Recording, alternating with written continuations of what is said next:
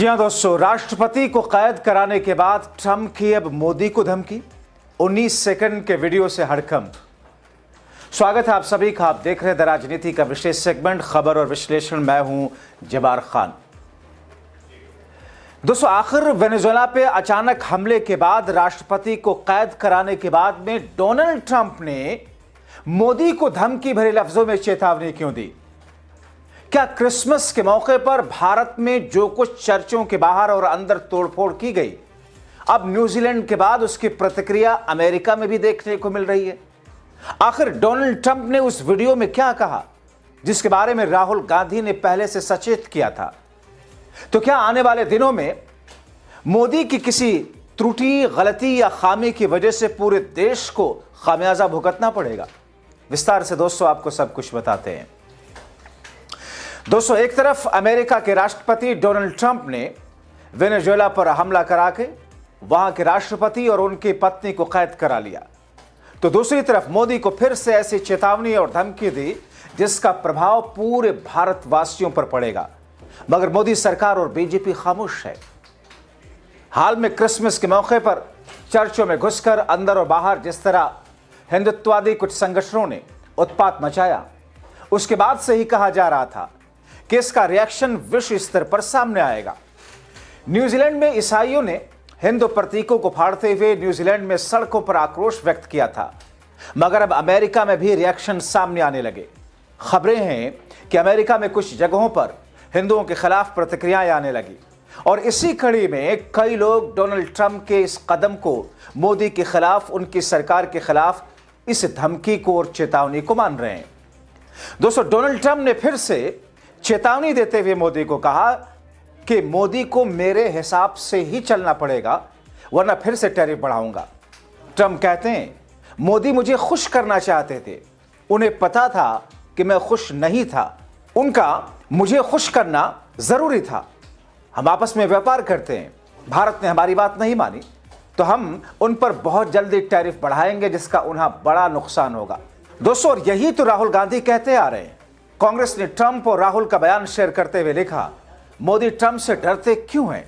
मोदी वही करेगा जो ट्रंप कहे। Modi's a very good man. Yes. He's a good guy. He knew I was not happy. And it was important to make me happy. They do trade. Yeah. And we can raise tariffs on them very quickly and it would be People are very afraid bad of for that. them. BJP RSS वालों को अब मैं अच्छी तरह जानता हूं। इन पर थोड़ा सा दबाव डालो, थोड़ा सा धक्का मारो, डर के भाग जाते हैं ये लोग। जैसे उधर से ट्रंप ने एक इशारा किया, फोन उठाया, कहा मोदी जी क्या कर रहे हो?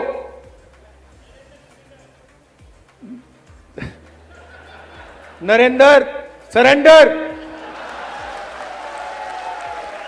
और जी हजूर करके नरेंद्र मोदी जी ने ट्रंप के इशारे का पालन किया। आपको एक समय याद होगा जब फोन कॉल नहीं आया था, 7th फ्लीट आई थी, 71 की लड़ाई में 7th फ्लीट आई थी, हथियार आए थे, एयरक्राफ्ट कैरियर आया था। इंदिरा गांधी जी ने कहा मुझे कुछ जो करना है मैं करूंगी।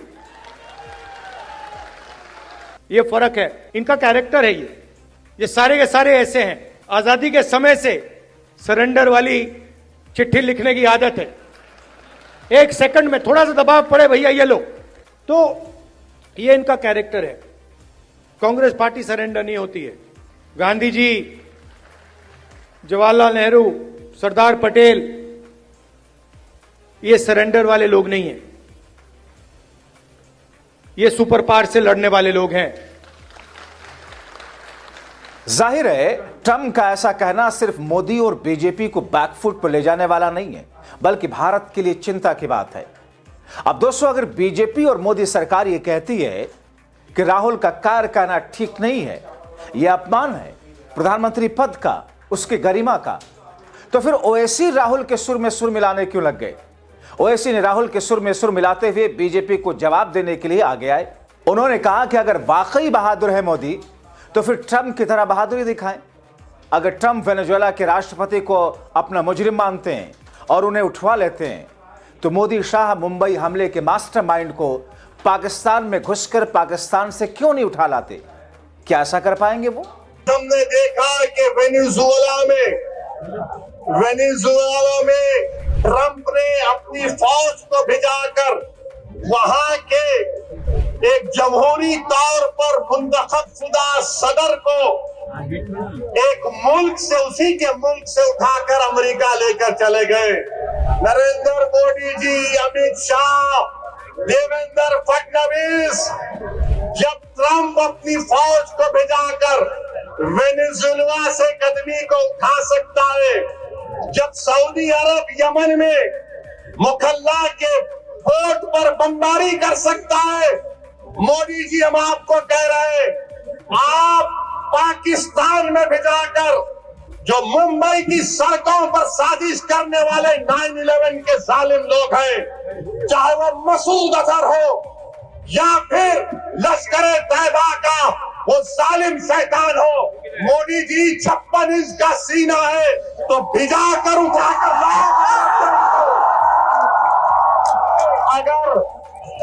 अगर ट्रंप कर सकता है तो क्या आप कम है? जब ट्रंप कर सकता है तो आपको भी करना पड़ेगा, क्योंकि मोदी ने कहा था अब की बार ट्रंप सरकार। दोस्तों, रॉयटर्स ने ट्रंप को कोट किया, जिसमें ट्रंप ये कहते हैं कि अगर वो यानी कि मोदी रूसी तेल मुद्दे पर मदद नहीं करते तो हम भारत पर और ज्यादा टैरिफ बढ़ाएंगे।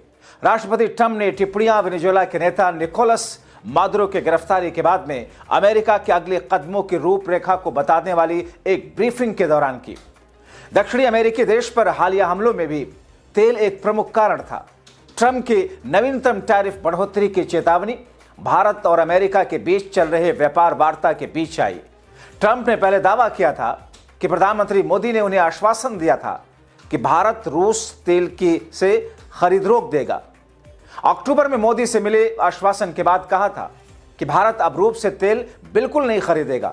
यह बयान भारतीय आयात पर 50% टैरिफ लागू होने के कुछ ही हफ्तों के बाद आया था।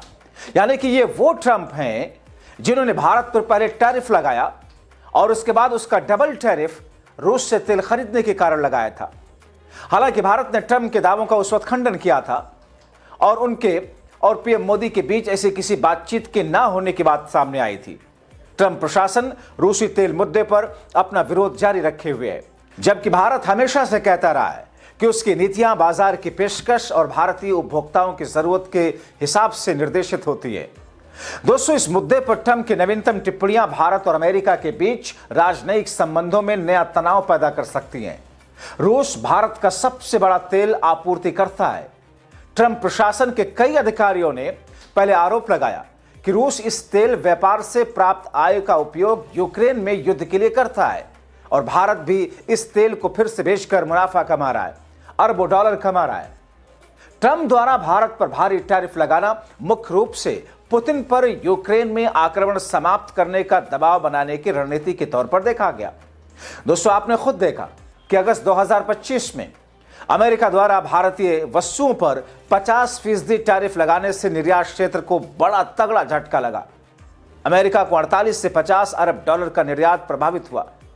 यह कुल निर्यात का 18 से 20% है, जबकि ज्यादा असर कपड़ा, चमड़ा, आभूषण, सी फूड, ऑटो पार्ट्स पे पड़ा।